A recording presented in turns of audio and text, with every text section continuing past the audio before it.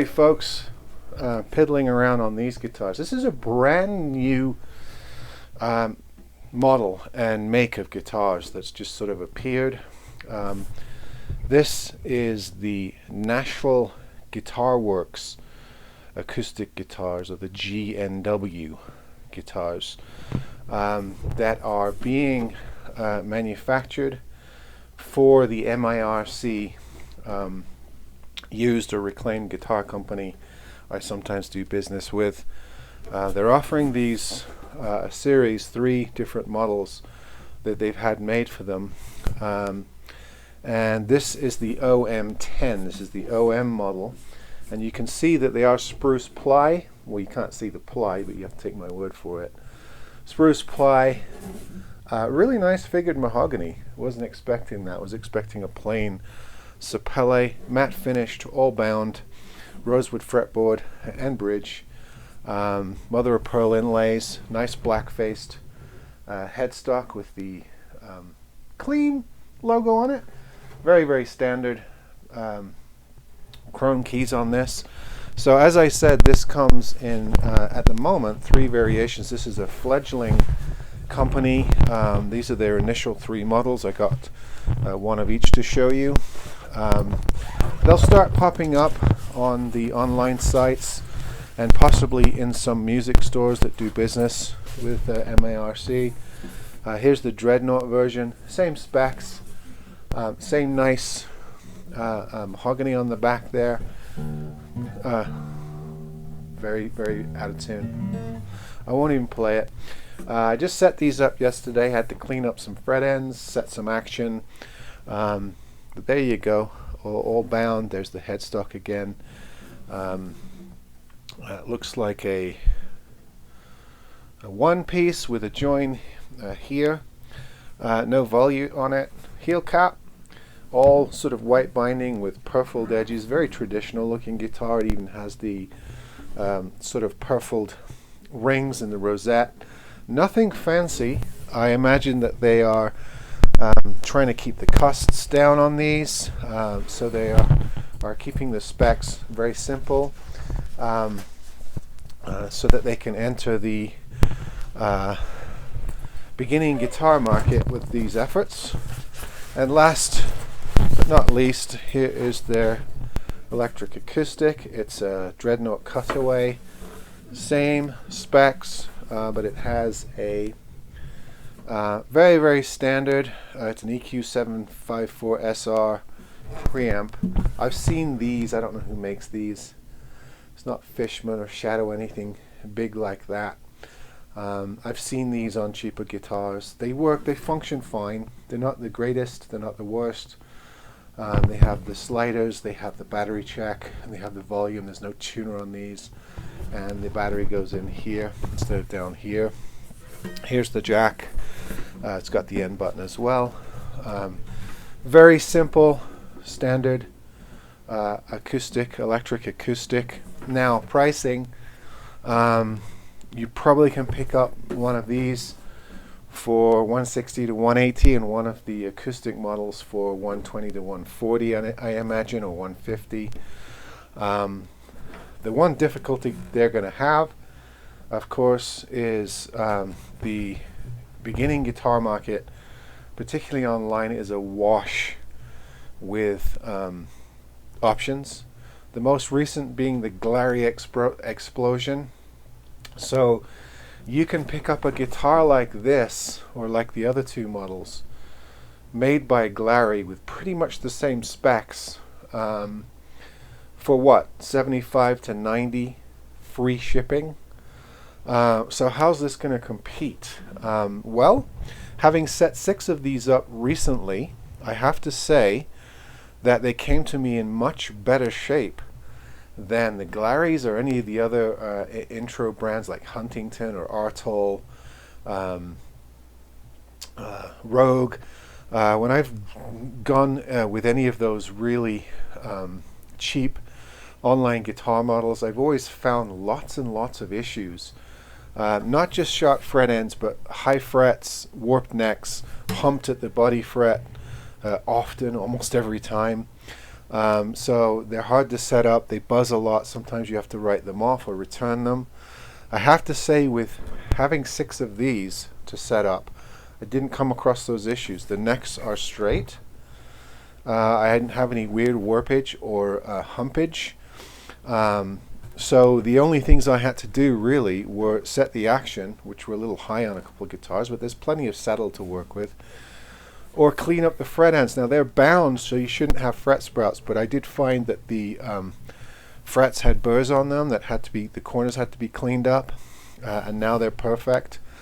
I'm not sure if the Glaries at this price or the competing Glaries are have bound necks like this either, so that might be a thing about this guitar.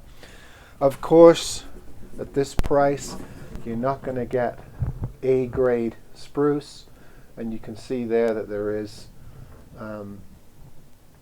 some difference between the grain pattern. It's not as uniform as, say, a Select A Select top, so you're going to get that with this. With this price of guitars. However, I haven't had any splitting. I haven't noticed any anomalies. I've seen some, patchiness with the top woods on these guitars. The back wood is excellent. The backs and sides are really excellent, and they're all done with this sort of semi-gloss finish, not a high gloss, not completely matte, sort of a semi-gloss.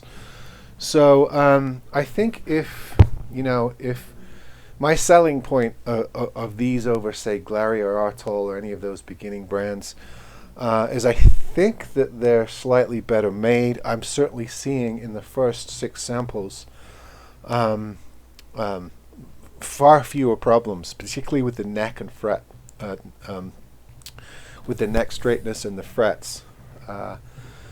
Of course, you can also upgrade these. You can put bone nuts and saddles in them. You can put better strings on them. You can change out the tuners if you wish. Although I find that if the nut slots are cleaned up and you don't have any binding in the nut, the tuners work just fine. I don't have a problem with these standard tuners on acoustic guitars, providing the nuts are clean and not causing a tuning issue. So, and the best thing about these guitars, where it really beats the competition, in my opinion, is these gig bags. They're actually padded. They're just a higher quality than most of your cheap guitar gig bags come with. A lot of cheap guitars don't even come with gig bags, and the ones that do, they tend to come with those really flimsy vinyl dust covers that don't offer any protection. These have a bit of padding to them, a nice pocket, and I believe that these also come with, and I'm lying, I thought they came with a strap. They do not. But the gig bag is quite nice, so you're getting a good gig bag with the guitar, which helps a little bit. But these are an interesting addition to the budget guitar market, so I thought to do a video on them. Again, they are the Nashville Guitar Works acoustic series. This is the D10CE, the Dreadnought, the plain Dreadnought without the cutaway is the D10, and the orchestral model is the OM10. So nice simple model numbers for you. And I believe that this company is going to expand and do electric guitars and amps as well. So perhaps they're looking at places like Rondo and Monoprice and thinking, yeah, we can get in on this game and sort of do the spectrum. I imagine that they'll probably be like LP copies and S-style and T-style guitars. It'd be nice if they did something different, but I suspect it will be the standard stuff, judging on these acoustics. But it's always good to have options. And it's always good when you have cheap options where you're not returning every other guitar, or you're not fighting the setup of every guitar. There are some brands that I've actually just given up on.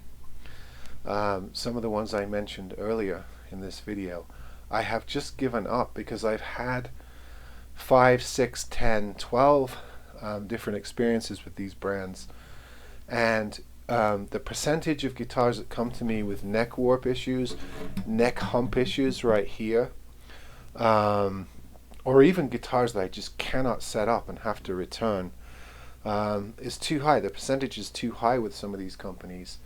And even though you get good ones now and again, and they make good guitars for the money, for me, you know, if you're returning, or every other guitar is not set upable, if that's a word, to me, I just kind of lose interest in those companies. I don't expect these budget companies to have any sort of quality control.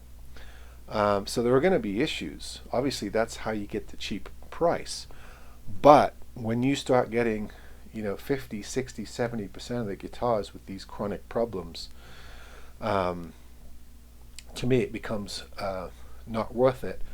Plus, when they have those sorts of problems in setup, imagine what kind of problems they're going to have a year down the line. I don't want to put my name behind a guitar company that uses the wrong woods, or they have you know, chronic neck warping issues. They might set up well and I might sell them, but a year down the line they might you know, go bad fairly quickly on a customer, and then they look at me in a non-favorable light, and I just don't want that. To me, it's worth spending $20, $30, $40, $50 more for a bit better quality. Although we love looking at budget guitars on this channel, there are so many options that you don't have to settle for a brand that is consistently bad.